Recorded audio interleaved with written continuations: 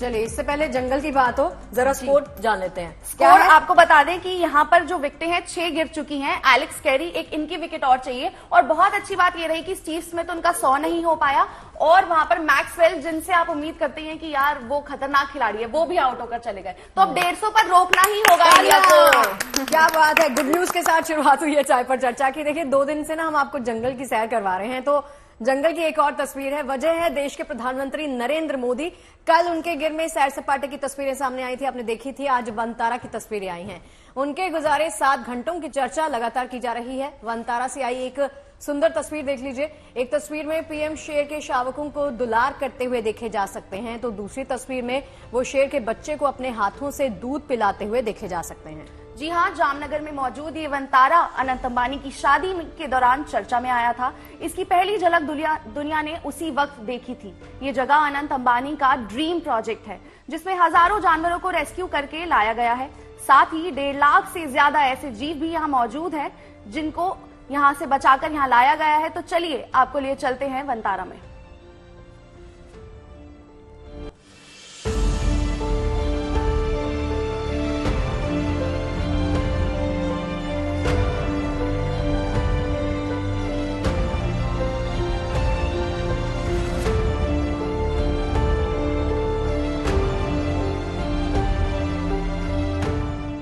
गिर के शेरों के बीच दिन गुजारने के बाद पीएम की वनतारा के जानवरों से मुलाकात कुछ इस तरह हुई। पीएम वनतारा पहुंचे तो अंबानी परिवार ने उनका स्वागत किया।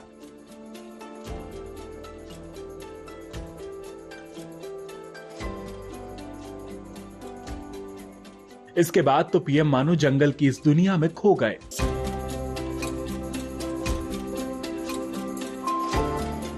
शेर के बच्चों के साथ उनका वक्त गुजरा। शावकों को उन्होंने अपने हाथों से दूध पिलाया।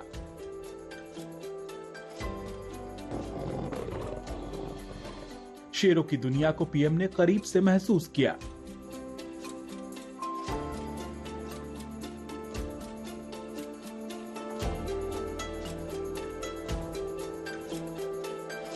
वनतारा केवल इन जानवरों की रिहाइश नहीं है, बल्कि इन बेजुबानों की जिंदगी की वजह भी है।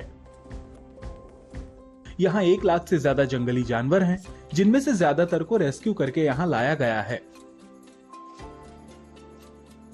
जानवरों के इस घर में जैसे ही पीएम पहुंचे, यहाँ के जानवरों ने मानो अपने मेहमान का दिल खोलकर स्वागत किया।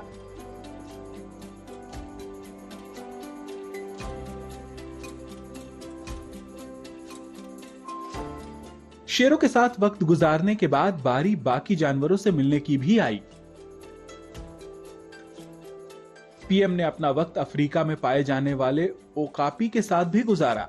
ये मुलाकात इसलिए भी खास रही क्योंकि अफ्रीका का जीव वजूद की जंग लड़ रहा है।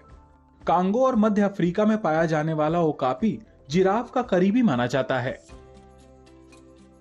इसके बाद बारी आई उन शेरों और चीतों की, जिनके साथ पीएम की बैठकी कुछ लंबी चली।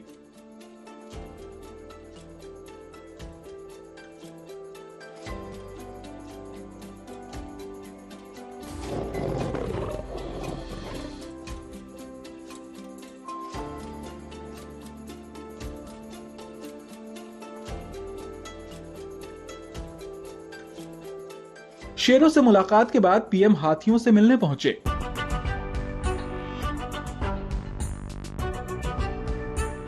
वनतारा के ये हाथी इस जंगल की जान हैं। हाथियों ने पीएम का स्वागत कुछ इस अंदाज में किया, मानो अपने मेहमान से उनकी जान पहचान पुरानी हो।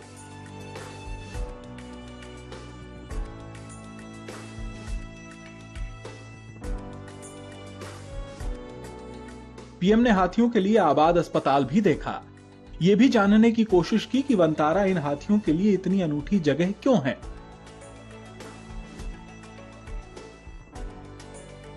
हाथियों का हालचाल लेकर पीएम ने परिंदों से भी मुलाकात की।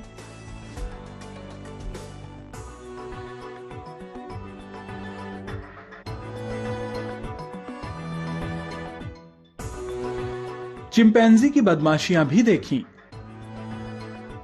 जंगल से गुजरते हुए उन्होंने यहां का मिजाज परखा। राइनो के बाड़े में भी पीएम ने काफी वक्त गुजारा।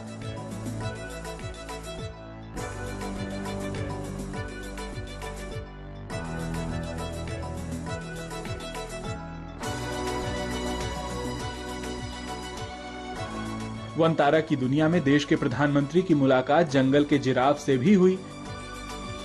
सिर झुकाकर जिराफ ने पीएम के हाथों से दिया खाना चखा।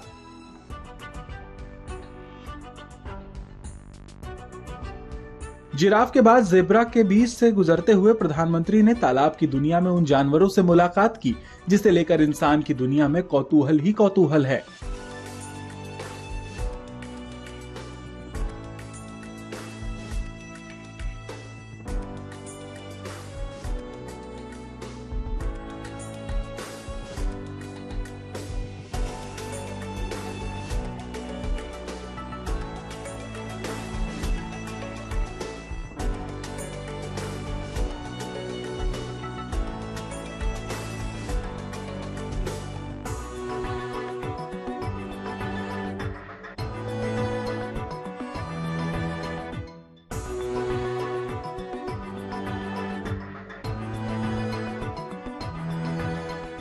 मगरमच्छ के बीच से होकर पीएम ने सांपों के संसार में कदम रखा।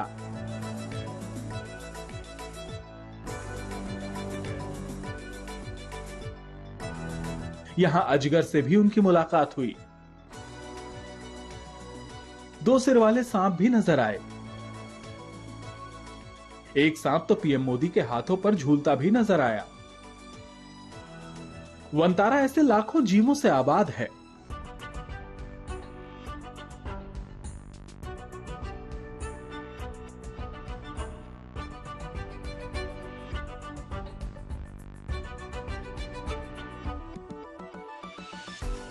जानवरों के लिए एमआरआई से लेकर सीटी स्कैन की सहूलियत है। जानवरों के लिए आईसीयू और दूसरी कई सहूलियत भी यहां मौजूद है। वनतारा में जानवरों के लिए वन जीव एनेस्थीसिया, कार्डियोलॉजी, नेफ्रोलॉजी, एंडोस्कोपी जैसे तमाम डिपार्टमेंट हैं। कुल मिलाकर वनतारा जानवरों के खुशहाल जिंदगी की गारंटी है। वनतारा 2000 से ज्यादा जीव प्रजातियों और 1.5 लाख से ज्यादा बचाए गए जानवरों का ठिकाना है। जीवों के लिए प्रधानमंत्री के ऐसे ही प्रेम की तस्वीरें कई बार सामने आ चुकी हैं। वर्ल्ड वाइल्ड लाइफ डे के मौके पर पीएम मोदी ने अपना दिन गिर के शेरों के बीच गुजारा था।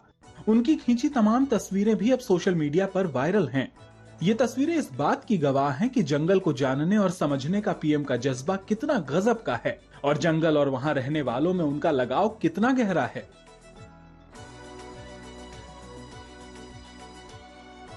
Bureau report, good news today. आंखें ना गड़ गई हैं मेरी, ऐसे ही है आज मेरे शो पे। लेकिन खुशी से पूछते हैं, खुशी क्या स्कोर चल रहा है? 213 पर 6। और आप सही कह रहे हैं, हाथ में फोन है कि हर वक्त लग रहा है यार बस अपडेट आया और बस विकेट की अपडेट दो और की बारी है। नहीं, अब तो आप एक तरह से कहिए 250 के अंदर आप रोक लेंगे, मतलब आसानी से मुझे लगता है। Let's hope for the best. Her link से पहले अपडेट के लिए हमने आज खुशी को बिठाया। पूरी कमेंट्री खुशी यहाँ पे आपको करके दिखाएंगी। वुमेन्स डे का क्या प्लान है आप लोगों का? वुमेन्स डे पे मेरे घर पे तो एक शादी है, मैं वो अटेंड करूंगी। दीपू, मुझे तो ऑफिस आना है।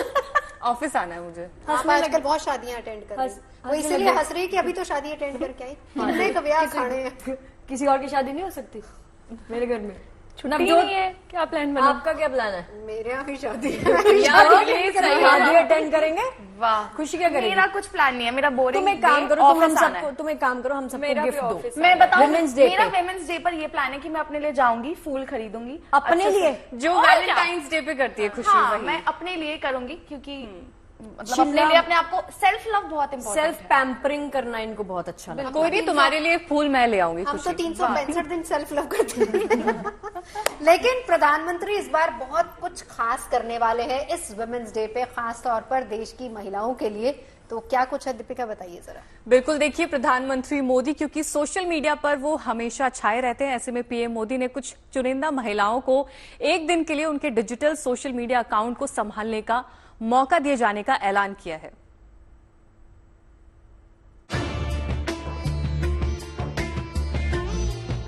देश की सभी महिलाओं को, बहनों को, बेटियों को इंटरनेशनल वुमेन्स डे की बहुत बहुत बधाई देता हूं। प्रधानमंत्री नरेंद्र मोदी एक्स, यूट्यूब और इंस्टाग्राम समेत कई सोशल मीडिया प्लेटफॉर्म पर एक्टिव रहने वाली शख्सियत हैं। वो करोड़ों फॉलोअर्स के साथ सोशल मीडिया पर सबसे ज्यादा फॉलो किए जाने वाले वैश्विक नेताओं में से एक हैं। अकेले एक्स पर ही प्रधानमंत्री मोदी के 10 करोड़ से ज्यादा फॉलोअर्स हैं और इन फॉलोअर्स में देश की मातृशक्ति की तादाद भी अच्छी खासी है। वजह साफ है, महिलाओं के प्रति सम्मान, उनके काम, जिम्मेदारी और काबिलियत को परखने, उन्हें सराहने में पीएम मोदी कभी पीछे नहीं रहे। यही वजह है कि देश की आधी आबादी खुद को मिलते सम्मान को देखते हुए पीएम मोदी की मुरीद रही है। ऐसे में इस बार के अंतर्राष्ट्रीय महिला दिवस पर प्रधानमंत्री भी महिला वर्ग के लिए कुछ खास करने वाले हैं, जिसका ऐलान उन्होंने कुछ दिन पहले मन की बात कार्यक्रम में भी किया था। साथियों, इस बार महिला दिवस पर मैं एक ऐसी पहल करने जा रहा हूं जो हमारी नारी शक्ति को समर्पित होगी। इस विशेष अवसर पर मैं अपने सोशल मीडिया अकाउंट जैसे एक्स, इंस्टाग्राम के अकाउंट्स, उनको देश की कुछ इंस्पायरिंग वुमेन को एक दिन के लिए सौंपने जा रहा हूं। ऐसी वुमेन जिन्होंने अलग अलग क्षेत्रों में उपलब्धियां हासिल की हैं, इनोवेशन किया है, अलग अलग क्षेत्रों में अपनी एक अलग पहचान बनाई है। 8 मार्च को वो अपने कार्य और अनुभवों को देशवासियों के साथ साझा करेंगे। दरअसल अपने फॉलोअर्स से मन की बात कार्यक्रम में भी प्रधानमंत्री नियमित तौर पर जुड़ते रहे हैं। ऐसे में महिलाएं भी उनके विचारों से बेहद प्रभावित रही हैं। यही वजह है कि पीएम मोदी ने भी विश्व महिला दिवस के लिए अपने तमाम सोशल मीडिया अकाउंट्स को महिलाओं के हवाले करने की बात सोमवार को एक्स पर रखी। मैं नमो ऐप ओपन फोरम पर बहुत ही प्रेरक जीवन यात्राओं को साझा होते देख रहा हूं, जिसमें से कुछ महिलाओं को 8 मार्च को महिला दिवस पर मेरे डिजिटल सोशल मीडिया अकाउंट को संभालने के लिए चुना जाएगा। मैं महिलाओं से ऐसी और भी जीवन यात्राओं को साझा करने का अनुरोध करता हूं। वैसे प्रधानमंत्री ने साल 2020 के अंतर्राष्ट्रीय महिला दिवस पर भी अलग अलग क्षेत्रों की 7 अग्रणी महिलाओं को अपने सोशल मीडिया अकाउंट सौंपे थे।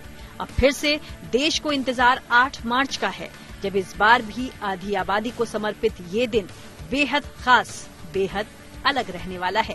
पीएम मोदी का सोशल मीडिया अकाउंट देश की चुनिंदा और काबिल महिलाओं के अनुभवों को साझा करने का जरिया बनने वाला है। Bureau report, good news today. मौका मिलना चाहिए 5-5 लड़कियों को साथ में बैठने का, चर्चा तो वैसे ही हो जाती है। मुझे समझ नहीं आता कि प्रोड्यूसर टाइम वेस्ट क्यों करते हैं एंकर लिंक लिख, है ना? मतलब हम तो वैसे ही चर्चा कर ले, हमें तो शुरू ऑन कर दो, बस ये करो क्यों, है ना? क्यों मुद्दा क्यों स्टार्ट हो जाओ। ठीक है, हम उस जगह की चर्चा करने वाले हैं जहां पर ये होकर आए हैं। नाम है जगह का प्रयागराज। महाकुंभ की वजह से ये गई थी, कवरेज बहुत अच्छी की है इन्होंने, लेकिन अभी रीजन अलग हो गया है। यहाँ पर अब श्रद्धालुओं की बात नहीं हो रही, अब यहाँ पर बात हो रही है विदेशी परिंदों की। वहां पर बड़ी सुंदर तस्वीरें हैं लगी हुई इसकी। आपको बता दें कि पूरे महाकुंभ के दौरान प्रयागराज से आए विदेशी परिंदों की भी चर्चा रही है। अब इन परिंदों के यहां से जाने का वक्त आ गया है और ऐसे में यहां आने वालों के लिए इन साइबेरियन पक्षियों को देखना और उन्हें दाना खिलाना बेहद ही खास हो गया है। आप भी देखिए।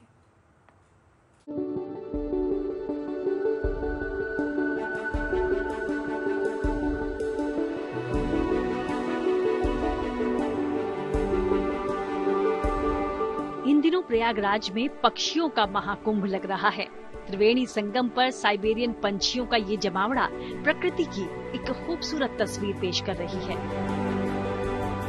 महाकुंभ के समापन के बाद से फिर से विदेशी पंछियों का ये झुंड चहलकदमी करता नजर आ रहा है। दुनिया के बर्फीले स्थान से हर साल आने वाले ये विदेशी मेहमान गंगा, यमुना और सरस्वती की लहरों पर विश्राम करते हुए मानो अपनी ओर से भी यहाँ आने वाले लोगों का स्वागत कर रहे हैं। बेशक संगम किनारे नावों का रेला और इस बीच ये रंग बिरंगे साइबेरियन पंछी त्रिवेणी संगम के आसपास की सुंदरता में 4 चांद ही लगा रहे हैं। वहीं महाकुंभ मेला भले ही समाप्त हो गया, लेकिन श्रद्धालु घाटों पर अच्छी खासी संख्या में आज भी स्नान ध्यान के लिए आ रहे हैं। लेकिन संगम पर सभी की नजर इन साइबेरियन पंछियों पर ही जा रही है, जिनको देखना भर ही सुकून देने वाला पल है। साधारण पक्षी आकर्षण केंद्र हैं, क्योंकि ये अब इनका जाने के समय धीरे धीरे आ गया है। ये भी एक आकर्षण केंद्र है। यहाँ से नौकायान हो रहा बहुत बढ़िया यहाँ, और यहाँ का दृश्य बहुत ही अद्भुत, बहुत ही अविश्वसनीय है। आप भी देख रहे हैं कि यहाँ कितना बढ़िया, कितना अच्छा, मतलब महाकुंभ समाप्त हो चुका है, सब वीरान हो चुके हैं, पंडाल सब जा चुके हैं, अखाड़े जा चुके हैं, कोई संत नहीं है, लेकिन यहाँ एक बहुत अच्छा ही माहौल है। ये आप खुद इसको अनुभव करिए। जाहिर है जहां प्रयागराज की धरती महाकुंभ के माध्यम से आध्यात्मिक आस्था का संदेश देश दुनिया में देती नजर आई, तो वहीं सनातन धर्म से जुड़ी यही पावन धरा इन साइबेरियन पंछियों के महाकुंभ के रूप में प्रकृति और पर्यावरण संरक्षण की मिसाल भी पेश कर रही है। Bureau report, good news today. Deepika, Holi कब है? गब्बर अच्छे से, पहले अच्छे से। हाँ, डायलॉग अच्छे से होना चाहिए। होली कब है? होली कब है? कब है होली? कब है होली? 10 दिन बाद है भाई, 10 दिन का वक्त बचा है और 3 दिन बाद 7 मार्च से होला अष्टक शुरू हो जाएंगे। और इस बीच आपको ये कान्हा की नगरी की तस्वीरें दिखा रहे हैं, क्योंकि उत्सव उल्लास के रंग अभी समान नजर आने लगे हैं। ब्रजमंडल में होली की खुमारी छा चुकी है। फिजाओं में रंग गुलाल की महक हवा में घुलने लगी है। ब्रज के प्रमुख मंदिरों में आरती के बाद भगवान को गुलाल लगाया जा रहा है। देखिए, रमण रेती स्थित गुरु शरणानंद जी महाराज के आश्रम में हर साल होने वाली पारंपरिक होली का आयोजन इस बार धूमधाम से किया गया। फूलों की होली के साथ साथ टेसू के फूलों के रंग से भी होली यहाँ पर खेली गई। भगवान कृष्ण के प्रतीक पर फूलों की बारिश की गई और इसके बाद भक्तों पर फूलों की बरसात भी की गई। कान्हा के भक्तों पर होली का खुमार छाया रहा। भक्त नाचते गाते रहे। इस दौरान राधा कृष्ण की रामलीला के समय हुए रसिया गायन का भी आयोजन किया गया। बिल्कुल, ये रासलीला वहां पर होती है, जिसका आयोजन होता है वहां पे।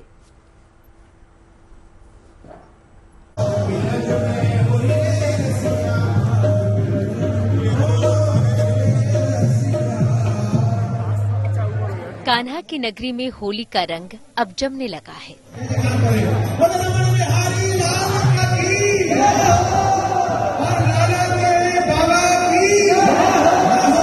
खुशियों की उमंग, उत्साह और हर्षोल्लास की तरंग बिखरने लगी है। यशोदा लाल के रंग में रंग जाने का नाम ही होली है। फागुन की मस्ती में सब डूबे हैं। वहीं फूलों की होली की सुगंध है, तो कहीं रंगों की बौछार में सब भीगे हैं।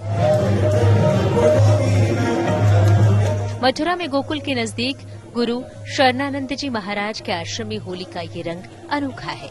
यहाँ अबीर और गुलाल भले ही नहीं है, रंगों की सतरंगी महफिल भले ही नहीं है, लेकिन फिजा में रंगों की खुशबू बसी है। होली यहाँ बहुत अच्छी, आनंद पूर्वक, गुरु जी की कृपा से बहुत आनंद हुआ, बहुत अच्छा। और मैं वर्षों से आ रहा हूँ यहाँ पे। होली के लिए आते हैं केवल? नहीं, उत्सव के लिए भी, गुरु पूजा के लिए भी, और वैसे भी आते रहते हैं हम लोग। हवा में उड़ते फूल और खिले हुए चेहरे होली का उत्साह और उमंग बताने के लिए काफी है, क्योंकि कान्हा के भक्तों के लिए होली सिर्फ एक त्योहार ही नहीं, बल्कि रंगों में कृष्ण के स्वरूपों को निहारने का एक मौका भी है।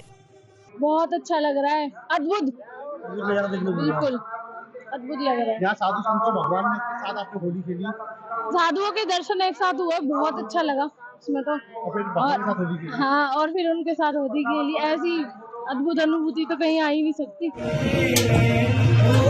वैसे तो कान्हा की नगरी का हर रंग ही निराला है, लेकिन बात अगर होली की करें तो यहाँ की होली का रंग सबसे अलबेला है। होली के रंग इस शहर में एहसास से होते हुए दिलों तक उतरते हैं। यहाँ हर रंग की अपनी कहानी है। अब इन्हीं रंगों को देख लीजिए, जिन्हें टेसू के फूलों से तैयार किया गया है। होली पूरी दुनिया में यूं ही मशहूर नहीं है। इस महोत्सव में भक्त अपने आराध्य के संग होली खेलते हैं। भक्ति, आस्था और उमंग के साथ होली का रंग ऐसा निखरता है कि दूर दूर से भक्त यहाँ खिंचे चले आते हैं। मथुरा से Madan Gopal Sharma, good news today.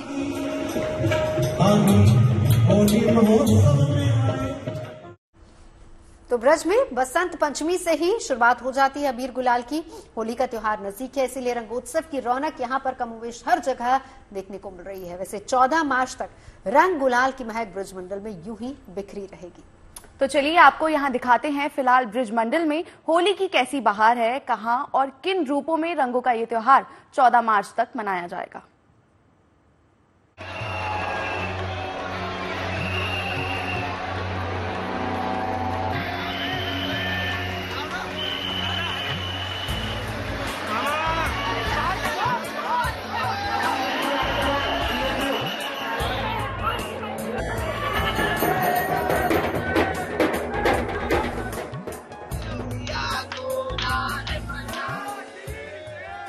Kanha की भक्ति के रंग का भाव मथुरा में हमेशा रहने वाला भाव है, लेकिन होली के इन रंगों से कान्हा की नगरी का नाता जरा गहरा है।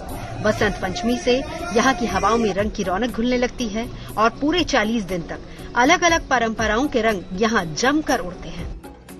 इन दिनों ब्रज पर होली का रंग कुछ इस तरह से नजर आ रहा है और इसी तरह की रौनक होली के दिन तक यूं ही रहने वाली है। ब्रज में होली केवल त्योहार भर नहीं, होली यहाँ की माटी में रची बसी परंपरा है। बसंत पंचमी पर ठाकुर जी के बसंती वस्त्रों के साथ ब्रज में रंग महोत्सव का जो शुभारंभ होता है वो 40 दिन तक यहाँ की फिजाओं में महसूस किया जा सकता है। और यही वजह है कि देश ही नहीं बल्कि विदेशों से भी यहाँ लोग होली खेलने के लिए खींचे चले आते हैं। ब्रज की होली की बात करें तो 7 मार्च से यहाँ होली का ऐसा रंग जमेगा कि दुनिया दिल थाम कर देखेगी, क्योंकि 7 मार्च को बरसाना में लड्डू मार होली का आयोजन होना है। इस दिन भक्तों पर प्रेम और भक्ति के लड्डू बरसेंगे। 8 मार्च को बरसाना की बारी आएगी, जब लठमार होली का रंग यहाँ जमेगा। 9 मार्च को नंदगांव के ग्वाले बरसाना आएंगे और उन पर गोपियों की लाठियां बरसेंगी। 10 मार्च को वृंदावन फूलों की होली से गुलजार होगा। 11 मार्च को गोकुल की होली का रंग जमेगा तो 13 मार्च को होलिका दहन के बाद 14 मार्च को रंगों की होली खेली जाएगी। वैसे तो ब्रज में होली के रंग हवाओं में पहले से ही घुले हुए हैं, लेकिन ब्रज में होली का असली रस तो अब आने वाला है, क्योंकि यहाँ होली का पर्व केवल रंगों तक सीमित नहीं है। यहाँ के रंग उत्सव में कान्हा की भक्ति का गुलाल भी है, राधा रानी के प्रेम का रंग भी है और इन सब में युगों युगों से रंग में घुल जाने की परंपरा भी है। Bureau report, good news today.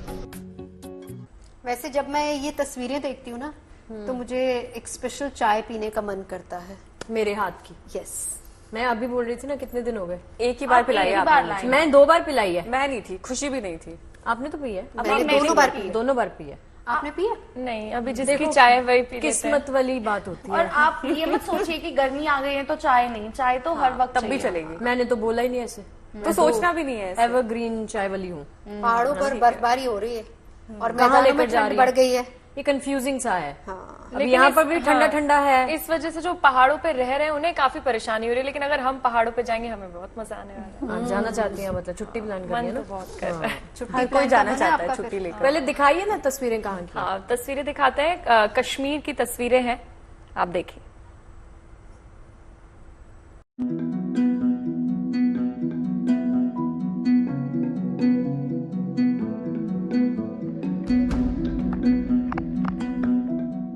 कहीं आसमान से गिरती बर्फ की फुहारें तो कहीं बर्फ की बिछी मोटी परतें। ये तस्वीरें हैं देश के पहाड़ी हिस्सों की, जहां पर एक बार फिर से बर्फबारी का दौर देखने को मिल रहा है।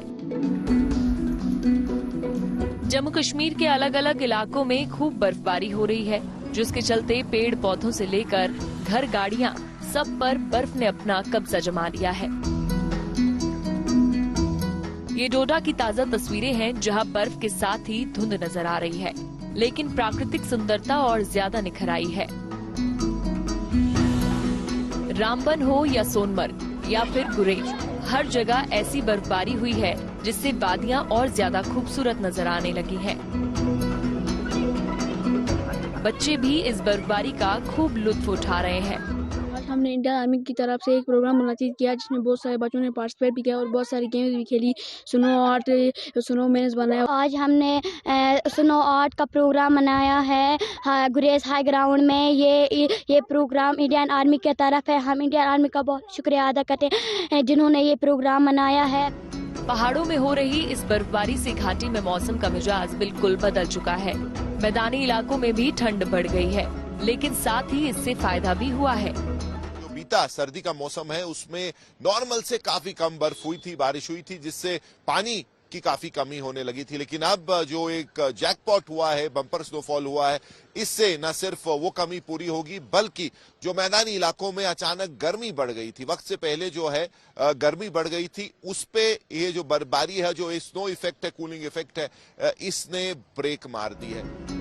बर्फबारी का असर ये है कि श्रीनगर में तो रात का तापमान 0 के करीब पहुंच जा रहा है। श्रीनगर के जहलिम में भी जो है अब इन बारिशों और बर्फबारी से पानी का स्तर बढ़ने लगा है। साथ ही साथ अगर पहाड़ों की बात करें तो वहां पर ताजा बर्फबारी के बाद कहीं न कहीं जो है अब जो ठंड फरवरी जनवरी में देखने को मिल रही थी, अब वो मार्च के शुरुआत में कश्मीर में लोगों को महसूस हो रही है।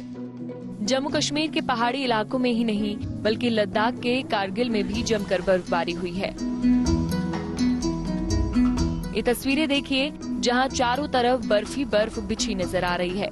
यहां तक कि कार के पहिए भी बर्फ में समाये नजर आ रहे हैं। इसके अलावा हिमाचल प्रदेश में भी एक बार बर्फबारी का दौर देखने को मिल रहा है। ये तस्वीरें मनाली की हैं, जहां जबरदस्त बर्फबारी देखने को मिली है। हालांकि ये बर्फबारी यहां पर्यटकों के लिए मुंह मांगी मुराद के जैसी है। यही वजह है कि बर्फबारी के बीच ही लोग इसका लुत्फ उठाने सड़कों पर निकल पड़े। बहुत अच्छा लग रहा है। मार्च महीने में वैसे मोस्ट प्रोबेबली अनएक्सपेक्टेड होता है, इतना बता नहीं रखा था, फिर भी लोग काफी एंजॉय कर रहे हैं। चारों तरफ देख रहे हैं, लोग अपने डांस कर रहे हैं, कपल्स अपना साथ में एंजॉय कर रहे हैं, दोस्त आपस में एंजॉय कर रहे हैं, सब बढ़िया चल रहा है एकदम। बहुत अच्छा लग रहा है। तो सब मनाली का, इधर मनाली में स्नोफॉल हो रहा है तो बहुत अच्छा लग रहा है। I am feel very lucky. अब हिमाचल प्रदेश के ही लाहौल स्पीति की ये तस्वीरें देखिए। यहाँ तो ऐसा लगता है कि जैसे सब कुछ बर्फ में समा गया हो। हालांकि इस बर्फबारी के चलते स्थानीय लोगों का जीवन बहुत प्रभावित हुआ है। 10वीं 12वीं की बोर्ड परीक्षाओं पर भी इसका असर पड़ा। लाहौल के पांगी में कई पेपर स्थगित भी करने पड़ गए। श्रीनगर से मीर फरीद और अशरफ बानी और मनाली से मनविंदर अरोड़ा के साथ bureau report, good news today. देखिए वैसे पीछे बैकग्राउंड को देख के भी कश्मीर जैसा फील तो आ ही रहा होगा आप लड़कियों को। हाँ, कश्मीर, शिमला, डलहौजी ऐसी तस्वीरें होती हैं। लेकिन एक और तस्वीर लाए हैं, वो है गुलमर्ग की तस्वीर। ये आपके सामने है। आसमान से गिरती बर्फ की ये फुहारें लोगों के चेहरे पर चमक बढ़ा रही हैं, तो पर्यटक खास तौर से इस बर्फबारी का खूब मजा ले रहे हैं। उनके लिए तो ये बर्फबारी खुशियों की सौगात जैसी है। तस्वीरों में देख लीजिए बर्फबारी के बीच में लोग किस तरह से स्कीइंग का मजा ले रहे हैं। हर तरफ आपको सिर्फ बर्फ ही बर्फ दिखाई देगी। भाई आगे की खबर पहले बताए, मैच का क्या होने वाला है? जीतने वाले हैं हम? जीतने तो वाले हैं, लेकिन यहाँ पर अगर 250 या 250 से प्लस हो जाता है स्कोर तो थोड़ा मुश्किल रहेगा, क्योंकि पिच भी आप देखें सेकंड इनिंग में स्लो हो जाएगी। तो वहां पर इंडिया के बल्लेबाज कैसा करते हैं, जो कि हमने देखा है, जबरदस्त करते आ रहे हैं। 7 विकेट, तो वो 7 विकेट, 7वां विकेट गिर गया। मतलब उम्मीदें अभी भी हैं टीम इंडिया के फेवर। मतलब हम जीतने वाले हैं। देखिए क्रिकेट के अलावा अगर हम बात करें तो जम्मू कश्मीर से लद्दाख और हिमाचल प्रदेश में ही नहीं, उत्तराखंड में भी एक बार फिर बर्फबारी देखने को मिल रही है। उत्तरकाशी हो या रुद्रप्रयाग या फिर चमोली, हर जगह ऐसी बर्फबारी हुई है कि कहीं 1 तो कहीं 2 फीट तक बर्फ के ढेर लग गए हैं।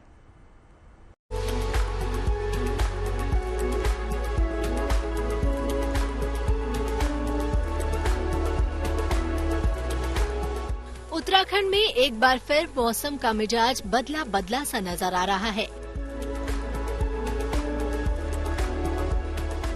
पहाड़ों में बर्फबारी से यहाँ हर तरफ कुदरती श्रृंगार जैसी तस्वीरें देखने को मिल रही हैं।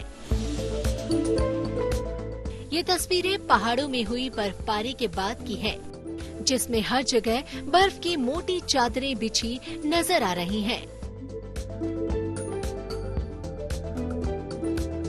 गंगोत्री धाम की ये तस्वीरें देखिए। यहाँ पेड़, खेत खलियान हो या सड़कें, सब पूरी तरह बर्फ से ढक गए हैं। गंगोत्री मंदिर परिसर, भागीरथी शिला, शिव मंदिर और वेदांता क्षेत्र 4 फीट से ज्यादा बर्फ में दबे हुए हैं।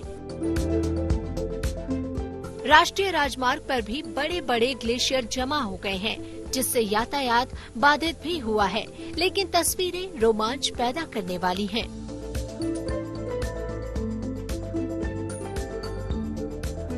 बर्फबारी के बाद रुद्रप्रयाग की ये तस्वीरें भी देखने लायक हैं। घर, पेड़, पौधे, गाड़ियां, रास्ते, सब जगह बर्फ की मोटी चादरें बिछी हैं।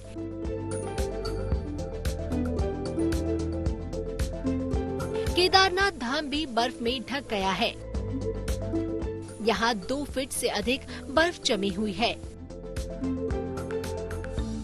वहीं चोपता जैसा पर्यटक स्थल भी बर्फ में दबा दिख रहा है। यहाँ 1 फीट से ज्यादा बर्फ जमी हुई है।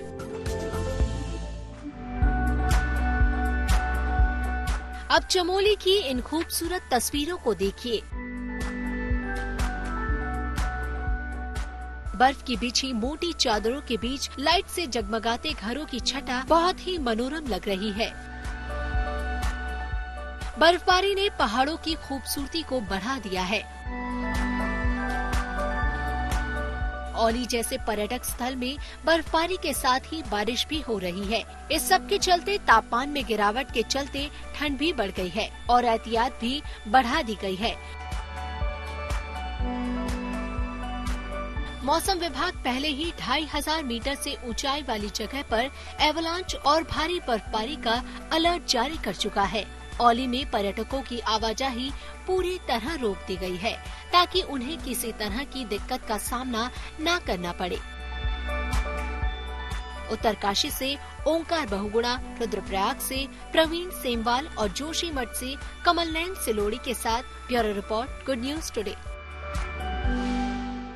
और अब आपको लेकर चलते हैं चीन, जहां पर लैंटर्न फेस्टिवल ने खूब धूम मचाई है और इस फेस्टिवल का लुत्फ उठाने के लिए स्थानीय लोगों के साथ साथ बड़ी संख्या में विदेशी सैलानी भी पहुंचे हुए हैं। और देखिए, ये लैंटर्न फेस्टिवल चीन में आयोजित होने वाले सालाना वसंत महोत्सव का हिस्सा है, जिसमें इस बार 73,000 के करीब विदेशी सैलानी पहुंचे और खूब मस्ती की। ये महोत्सव अच्छी फसल और सौभाग्य का प्रतीक है।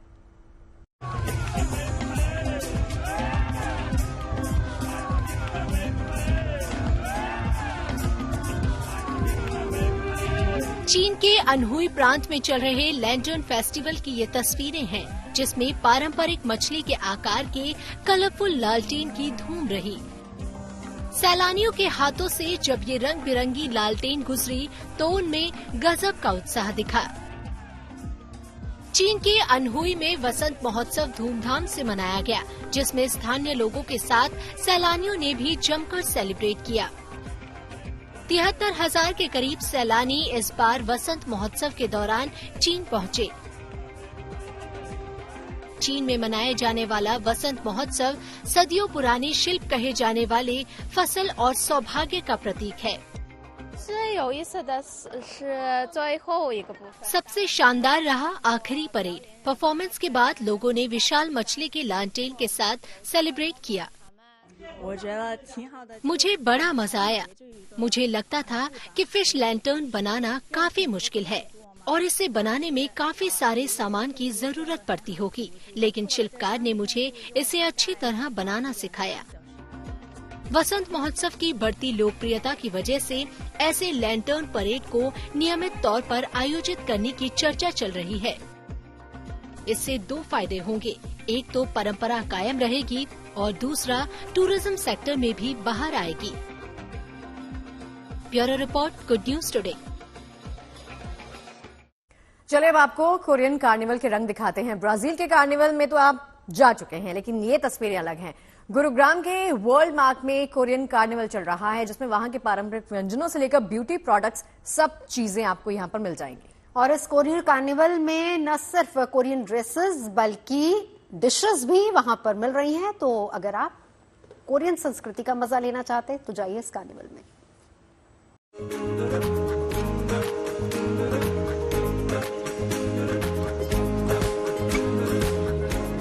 कोरियन फैशन की दीवानी जिनसी पीढ़ी के लिए खासतौर से सजा है ये बाजार, जिसे नाम दिया गया है कोरियन कार्निवल का।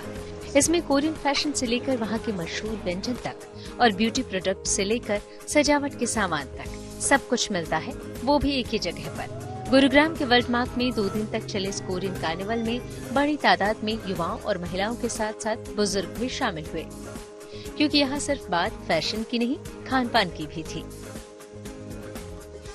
रिस्पॉन्स बहुत अच्छा है। पहले इवेंट में भी था कोरियन कार्निवल 1 जो वर्ल्ड मार्क में हुआ था एरो सिटी। किमची पहले एक सैलेड की तरह यूज होता था, लेकिन अब हम उसको पिज्जा में लेकर आए। हमारी पिज्जा में जो इंग्रेडिएंट सॉसेस यूज कर रहे हैं वो डिफरेंट है। हम उसको पूरा एक कोरियन फ्लेवर दे रहे हैं दिल्ली के अंदर। कोरियन पिज्जा हमने अपने रेस्टोरेंट में लॉन्च किया था, जिसकी वजह से हमारा क्लाउड किचन फेमस हुआ था। कितना भी आप यहाँ पे आपको सिक्सोपा मिलेगा, हॉर्न मिलेंगे, ब्लेंड स्पॉट मिलेंगे, मिसो यम मिलेंगे, तो तमाम यहाँ पे ब्रांड्स जो है वो कोरियन स्वाद जो है लेकर आए और दिल्ली के हर एक लोगों को दे रहे। इस कोरियन कार्निवल में न सिर्फ कोरियन डिशेस बल्कि वहाँ की डिजाइनर स्टेशनरी, कॉस्मेटिक्स और ब्रांडेड प्रोडक्ट्स की भी भरमार थी। आपको लेकर आ गई हूँ जेंजी लाइफस्टाइल में, और आप देख सकते हैं कि तमाम आपको यहाँ पे ज्वेलरी ऑप्शन जो है वो दिखने वाले हैं। फिर चाहे बात वो पेंडेंट की हो, रिंग की हो, इयररिंग्स की हो, स्टड्स की हो, तो तमाम वेरायटी जो है वो यहाँ पर जो है आपको नजर आने वाली है। ओनर से हम खुद पूछेंगे सबसे पहले क्या कुछ अलग है यहाँ की ज्वेलरी में। सो द थिंग इज कि यहाँ पे ना सारा एंटी टार्निश है। आप पानी में पहनो, आप बीच पे जाओ, वेकेशंस पे जाओ, सारी चीजें सेम टू सेम रहेगी। पॉलिश बिल्कुल भी खराब नहीं होगी इन सबकी, बिल्कुल एवरग्रीन। Evergreen, exact. पसंद आया आपको? बिकॉज आप बहुत कुछ ट्राई कर रहे हो। Yes, it is so good. It's looking awesome. The earrings and all. It's trendy as well. इसके अलावा यहाँ गीत संगीत और कई सांस्कृतिक कार्यक्रमों का भी इंतजाम था। पिछले साल भी कोरियन कार्निवल का आयोजन किया गया था जो दिल्ली में हुआ था। इस बार गुरुग्राम में हुए इस आयोजन में भी लोगों की खूब भागीदारी दिखी। Manisha Ladda, Gurugram, good news today. Karnal के किसान मेले में मशरूम की जलेबी की खूब चर्चा है, क्योंकि ये न सिर्फ स्वाद में लाजवाब है बल्कि सेहत का भी खास ख्याल रखता है।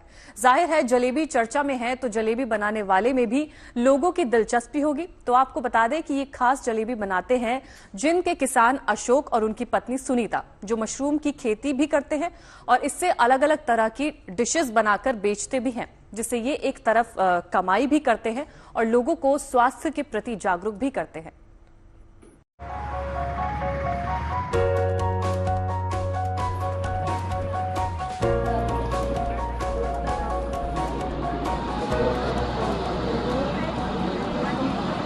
ये जलेबी भले ही आपको देखने में मैदे की जलेबी से अलग न लगे, लेकिन स्वाद और सेहत के मामले में इसका जवाब नहीं। ये हम नहीं, ये कह रहे हैं इस जलेबी को बनाने वाले अशोक कुमार, जो हरियाणा के जिंद जिले के रहने वाले हैं और करनाल में ये डेयरी किसान मेले में पहुंचे हैं लोगों को अपनी खास मशरूम की जलेबी का स्वाद चखाने। इनके मुताबिक इनकी ये खास जलेबी स्वाद और सेहत दोनों मामलों में मैदे की जलेबी से कई गुना बेहतर है, क्योंकि इसे बनाया गया है मशरूम और मिलेट्स यानी मोटे अनाजों से, जो सेहत के लिहाज से लोगों के लिए फायदेमंद है। और इसका स्वाद भी आम जलेबी से थोड़ा हटकर है।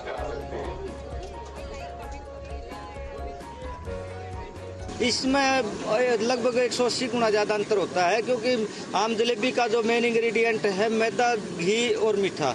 हमारा इसके अंदर मैदे के बजाय मिलेट्स हैं। इस मिलेट्स भी 10-12 तरह का मिलेट्स है। इसके अंदर 6 से 8 तरह का मशरूम की वैरायटी है, जो कि आम जलेबी से तो बहुत ज़्यादा स्वास्थ्य के लिए लाभदायक होती है। लोगों का भी, आप दर्शकों का भी यहाँ हमारे को बहुत बड़ा एक प्यार मिल रहा है, इसमें जैसे कि लोगों तक एक मैसेज जाए अपना स्वास्थ्य को ठीक ठाक कैसे रखा जाए, उनके स्वास्थ्य के सुधार के लिए और एक खाने के प्रति, अच्छा खाने के प्रति जागरूक होने के लिए।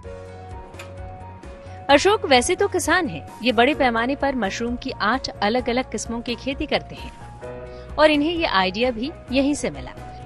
शुरू में जब खेती में बचत नहीं होती थी, तब इन्होंने मशरूम के डिशेस बनाने शुरू किए। इससे इन्हें कमाई का नया जरिया मिला। खेती के अलावा पिछले 20 सालों से अशोक अपनी पत्नी के साथ मिलकर मशरूम से अलग अलग तरह के डिशेस बनाते हैं, जिसमें लोगों की सेहत का खास ख्याल रखा जाता है। बहुत अच्छी थी मशरूम की जलेबी, बाकी फर्स्ट टाइम ट्राई करी है और पकोड़े भी हैं यहाँ पे, अभी हम लेंगे पकोड़े भी ट्राई करेंगे। बाकी जलेबी तो बहुत अच्छी है। से जलेबी ट्राई नहीं की है बट पकोड़े ट्राई किए हैं, तो मतलब काफ़ी यूनिक टेस्ट है। मतलब हेल्थ वाइज भी अच्छा ऑप्शन है एक मशरूम पकोड़े। जैसे कि हमें सबको पता है कि मशरूम काफ़ी प्रोटीन का एक रिच सोर्स होती है, तो एज कम्पेयर टू और चीज़ें खाने के बजाय जैसे नॉर्मल ब्रेड पकोड़ा, ये एक अच्छा न्यूट्रिशन का भी सोर्स है। इनकी मशरूम की जलेबी की चर्चा हरियाणा ही नहीं देश भर में मशहूर है। यहाँ तक कि इन्हें राष्ट्रपति से सम्मान भी मिल चुका है। अशोक और सुनीता मिलकर जिस तरह से मशरूम की खेती को नए आयाम दे रहे हैं, उससे दूसरे किसान भी खासे प्रभावित हैं। Kamaldeep, Karnal, good news today.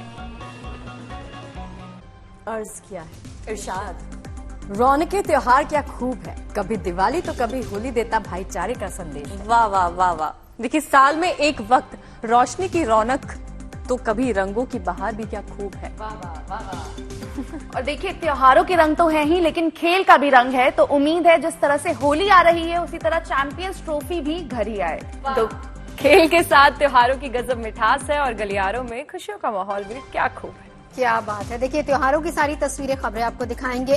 कल फिर आएंगे चाय पीने, साथ में जरूर आइएगा, क्योंकि ऐसी चाय और ऐसी खबरें कहीं नहीं मिलती।